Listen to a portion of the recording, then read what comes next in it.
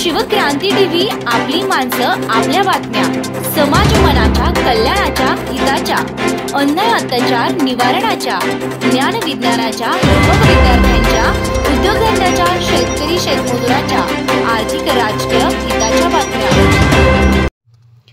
जातीयवादीचा विजय, ओबीसींचे तारणहार। माननीय भुजबळ साहेबांनी नुकतेच जाहीर केले आहे की नाशिक लोकसभा मतदारसंघातून निवडणूक लढविणार नाही। हा जातीयवादी शक्तींचा विजय आहे।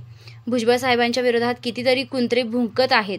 भुजबळ यांना उभे तर राहू द्या, मग बघू, अशा अनेक वल्गना झाल्या। दुर्दैव म्हणजे अशा वेळेस नाशिकसह महाराष्ट्रामधील ओबीसी समाज चूप राहिला। यांनी या गोष्टीला कुठेतरी रस्त्यावर उतरून प्रतिकार केला नाही। तसेच मुख्यमंत्री शिंदे यांनी सुद्धा पुत्राकरवी या मतदारसंघावर दावा सांगितला। अशा प्रकारे भुजबळ साहेबांना पुढे टाकलेले पाऊल मागे घ्यावे लागले। ओबीसीने अजून तरी जागे व्हावे। शिंदे आणि मराठा समाजाला खूप करण्यासाठी भुजबळ साहेबांचे उमेदवार ना कारण कितपत योग्य आहे याचा पण विचार आता झाला पाहिजे। अगोदर लढा मानायचं आणि नंतर उमेदवार मागे घेण्यास प्रवृत्त करायचं, या भाजप नीतीचा ओबीसी म्हणून जाहीर निषेध। या घटनेनं तीव्र पडसाद महाराष्ट्रात आणि देशभरात पडणार आहेत। छगनरावजी भुजबळ साहेब यांना तिकीट न देणं म्हणजे ओबीसींचा घोर अपमान आहे।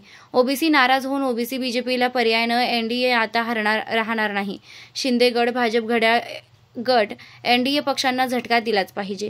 ओबीसी एकच काम करा, एनडीएला मतदान करू नका, मराठ्याला मतदान करू नका, बाकी कोणालाही करा।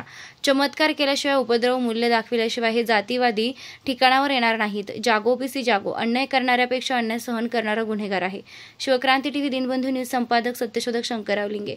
73 87 37 78 01 हा नंबर आपल्या व्हॉट्सअप ग्रुपमध्ये ॲड करा।